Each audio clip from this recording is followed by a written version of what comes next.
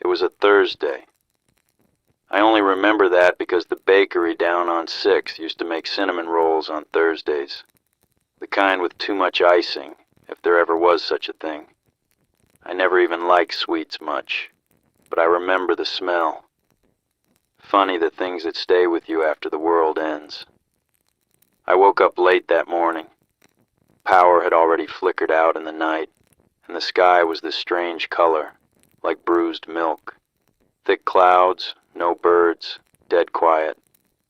You'd think we'd have known right away, but we didn't. Not until it was too late.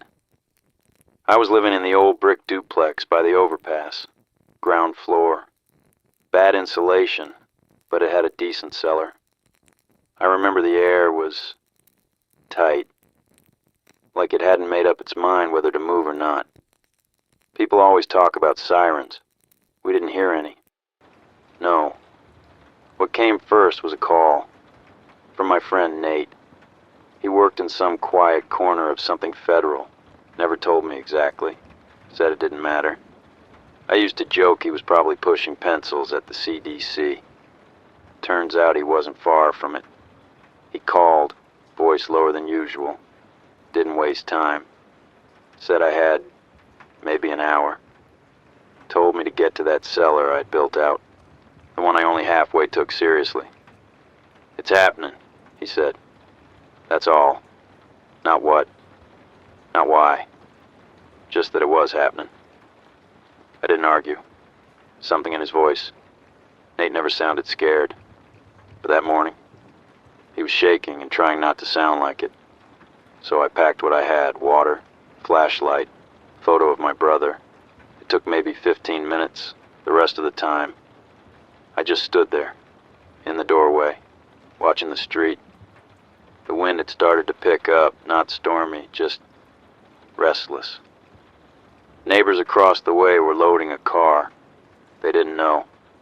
Or maybe they did, but didn't believe it. I could see a woman holding a baby. The way she cradled it. So normal. Like any other day. That was the last time I saw anyone from that block. I almost didn't go down. Almost stood there long enough for it to be too late. Something in you wants to pretend it's not real, even with all the signs. But Nate had never lied to me. And I remembered what he said before he hung up. When you hear it, don't look. Just shut the door, no matter what. Nate didn't just warn me. Before the call dropped, he gave me coordinates. A rough direction, a string of landmarks tucked between panicked breaths. Said it was a place no one would think to look. Somewhere quiet, remote, far from the city. He told me to wait there, that he'd meet me. He never said what the place was, only that it was safe, and that if I made it, I'd know I was in the right spot. Looking back now, I think he always knew he wouldn't make it. Maybe that's why he called me first. It didn't look like much, just a stretch of trees clinging to a rocky ridge.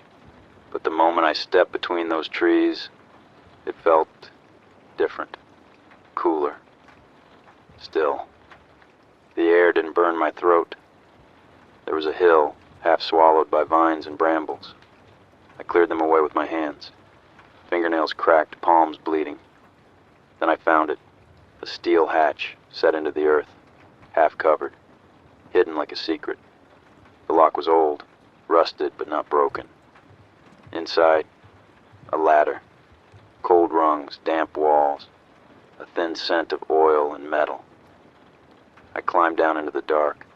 My fingers found the light switch, flicked it. Fluorescence buzzed weakly overhead. It wasn't big, just a corridor and 2 rooms. But it was stocked. Shelves of canned food, water drums, medical kits, even a wind-up radio. And the air was clean, scrubbed by a filter still humming faintly in the corner. I sat down on the floor and didn't move for a long time. The silence didn't scare me. I felt something close to safe. I don't know if Nate ever made it near, but he gave me a path, a place, a chance, and that was enough. I kept thinking it wouldn't happen, that maybe this was just some political stunt, a standoff, a scare to reset the board, something they'd fix behind closed doors, like they always did. I sat on the floor of that bunker, leaning against the shelves, hands still dirty from the climb in, heart still racing. But as the hours passed, nothing came. The air was dry, still. I could hear the soft tick of the Geiger counter on the shelf beside me, and for a moment, I started to believe maybe it was all a mistake, that Nate had been wrong, that I'd overreacted, that I could go back. I even laughed once, not because anything was funny, but because I didn't know what else to do. And then I heard it, not the explosion, not at first, just a low hum, deep, wide. It didn't come through the walls, it moved through me, like standing next to a freight train in a tunnel. But the train never passed. The shelves rattled. A single can fell and rolled across the floor, spinning in lazy circles. I held my breath, waited. Then came the wave. It hit like a fist under the earth. The ground shuddered hard and sudden. Dust rained from the ceiling in soft clouds. The power flickered. I closed my eyes. Above me, the world was changing shape. They say when a bomb hits, the light comes first. But I didn't see the light. I was too deep, too hidden. All I had was the sound, a deep, groaning roar that never fully formed into anything familiar. Just a pressure, a presence, like something enormous had woken up and didn't care who saw it. I waited hours before I moved. The hum never really stopped. Not fully. Just settled into the bones of the bunker, like it had always been there. I turned the radio on, hoping for a voice, a siren, something. But it was only static. I sat in that hum, that stillness, and I knew. There was no going back now. Time stopped meaning anything after that. The world above had ended, and I was just a shadow beneath it. I don't know how many hours passed. Could have been 4. Could have been 40. I didn't move. Didn't eat, didn't speak. I just sat there, in the dark, back pressed to the concrete wall, knees pulled in close. The only sound was the low hum of the filter in the corner, and the soft tick of the Geiger counter as it watched the air. Even my own breath felt too loud. I kept it shallow, quiet, like if I breathed too deep. Something might hear, something above. It made no sense. But fear doesn't care about sense. There was a feeling in the air, not just danger, presence. Like something was up there, roaming the silent remains of what used to be a world. And if it heard me, it might remember I was still alive. So I stayed still. You'd be surprised how long you can sit still when you're afraid. The body forgets its needs. The mind just narrows down to one thing, survival. And in those first hours, and maybe days, that meant silence. Complete obedient silence. The hunger didn't hit until later. First it was just a gnawing emptiness, more of a whisper than a pain. I drank from the first water bottle, just a sip, then another. Let it sit in my mouth. Swallowed slow. I told myself to ration, but in truth, I was stalling. Each sip was a delay. A reason not to face the radio again, because I already knew what it would say. When I finally turned it back on, the signal was worse. Not louder, not clearer, just emptier. Static. Endless static. I turned the dial until my fingers went numb. Not a single voice. No emergency broadcast. Just the soft hiss of the void, pressed against the speaker like a mouth with nothing left to say. I left it on for a while. Let the sound fill the bunker like white fog. Maybe it was comforting. Maybe it wasn't. But it made the silence feel less personal.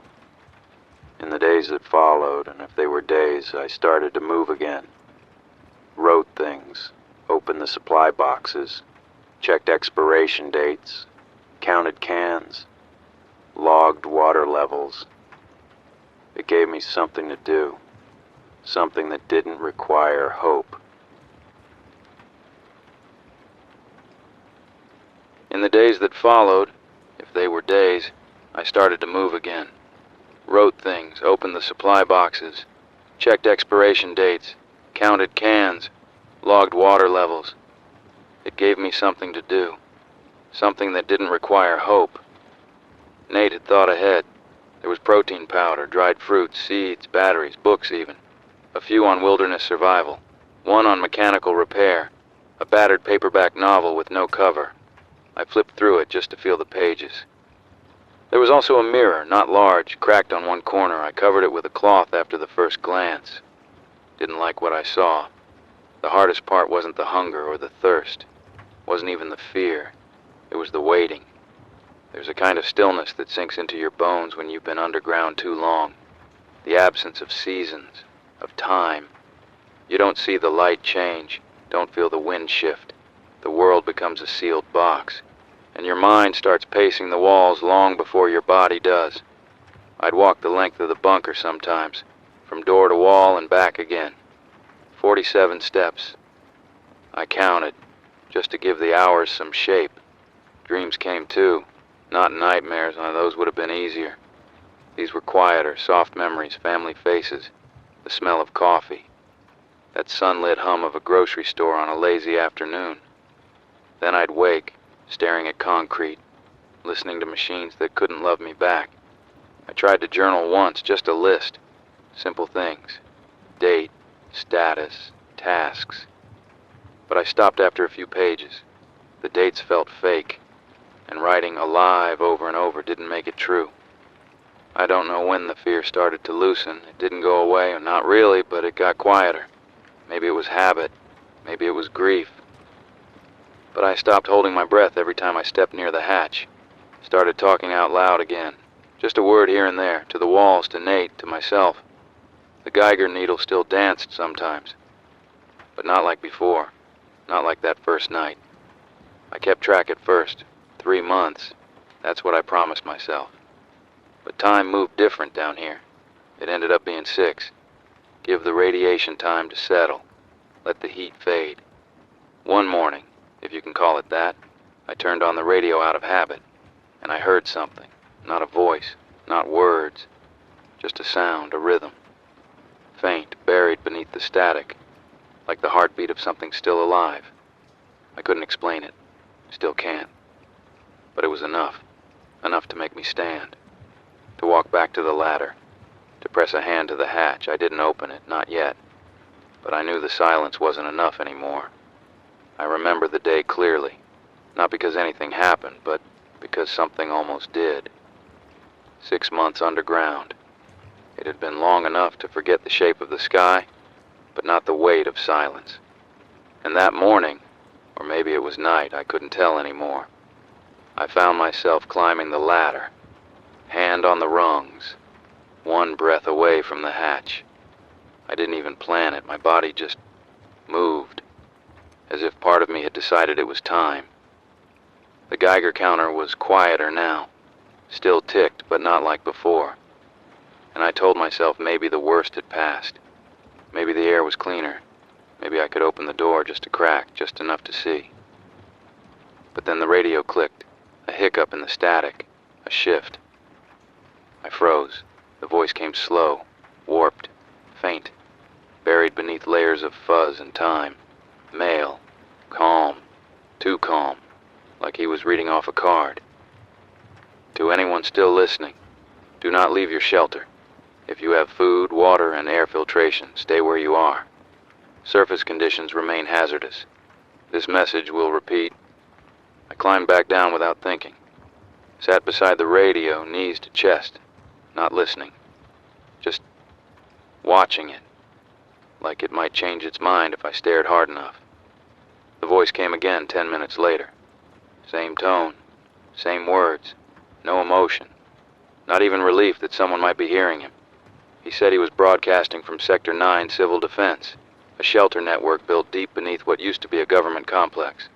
Somewhere far north, judging by the accent. Maybe Canada, maybe the edge of what used to be Montana. He didn't say how many were with him. Didn't say if they were military or just lucky. Just that they were alive, and that I wasn't alone. Not completely, but that wasn't the part that made my chest tighten. It was what came next. Conditions above remain unstable. Reports confirm ash-covered urban zones, mutated flora, feral wildlife, severe acid rain activity in formerly temperate regions, structural collapse in major roadways, radiation hotspots still active. Repeat, do not leave your shelter. He read it like weather, like he was describing a bad Tuesday, not the death of everything. Mutated. He said that word 3 times, once for plants, once for animals, once with no context. My hand hovered over the dial, but I couldn't turn it off. Not anymore. He was a lifeline, even if all he delivered was fear. The idea of stepping outside, even for a second, started to rot in my mind. The hatch didn't look like an exit anymore. It looked like a grave. I pulled the blanket tighter over my shoulders and leaned my head against the steel wall. The broadcast looped again. If you are hearing this, you are a survivor. Stay where it is safe. Do not approach major highways. Do not travel at night. Do not engage unknown life forms. Do not... The voice cut off for a moment. Just static. Then it came back. Fuzzier. Slower. I heard something behind the words. Maybe feedback. Maybe breath. Or maybe... someone else. Not speaking. Just near the microphone. Too close. Listening. I didn't sleep that night. Not well. Every creak in the bunker felt louder. Every shift in the air sounded like footsteps above. I laid there with my eyes open, watching the ceiling like it might start peeling back, revealing what the voice had warned me about. Ash-covered cities, creatures that used to be deer or birds or men, rain that could peel skin if you stood too long in it, roads collapsing into craters, bridges sagging like wet cardboard, bones on the sidewalk, skulls staring out from windows that once held families. The next morning, if it was morning, I went to the mirror again, pulled the cloth off, stared at the face, mine, still, but thinner, eyes darker, like I'd been soaked in the bunker's dimness. I tried to smile, couldn't, just watched. The broadcast kept looping, sometimes clearer, sometimes scrambled like it was moving through static storms. I recorded the words, memorized the cadence, wrote it down in the back of an old book. Not because I needed the info, I just needed the voice. It's strange. When you're alone long enough, even a stranger's warning feels like prayer. Weeks passed after that. Maybe more. I stopped climbing the ladder, stopped touching the hatch. Instead, I watched the radio. And somewhere in my head, I started to believe Nate had known all this. That he'd heard the same voice, or one like it, before he called me. Maybe he didn't make it to a bunker, or maybe he didn't try. Maybe saving me was the last good thing he could do. I don't know why, but that made it easier to wait. Not forever, just longer. I'd gotten used to the sound of nothing. The same static crackle from the radio, the same metallic creak from the pipes. The slow hum of the air filter that I'd cleaned so many times, I could do it blindfolded. The bunker had its own rhythm, a low breathing machine that kept me alive. And then one night, the rhythm changed. It started faint, a distortion, like a voice behind fog, not the usual emergency broadcast, not the cold list of warnings and instructions from somewhere far away. This was human, tired, uneven. I sat up. I pressed my ear close to the radio like I could pull the words straight through the static. At first it was just fragments. If you can hear this, Northwest Corridor. Not alone. The signal wasn't strong. I couldn't pin down where it was coming from. It faded in and out like it was moving or barely powered. but there was something in the way the voice broke at the edges, like someone trying not to hope too hard. A part of me didn't believe it. The rest of me had to. It had been nearly 7 months since I'd seen sunlight. Supplies were getting low. A week's worth, maybe.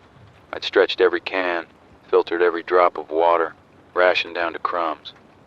But I knew it couldn't last forever. The signal. It was a risk. It could have been a glitch, or worse, bait. But sitting here and dying slowly didn't seem like the smarter option anymore. So I made a choice. The suit had dust on it, not from use, not from neglect. I'd built it myself, stitched together with what little knowledge I had and what few materials I could scavenge. A military surplus hazmat liner, duct tape, rubber sealant. Nothing high-tech, but better than walking out bare-skinned into what might still be poison air. I tested the Geiger counter. Battery's still good. It clicked softly when I waved it near the old ventilation grate. Not dead quiet, but not screaming either. That gave me hope. I packed what I had.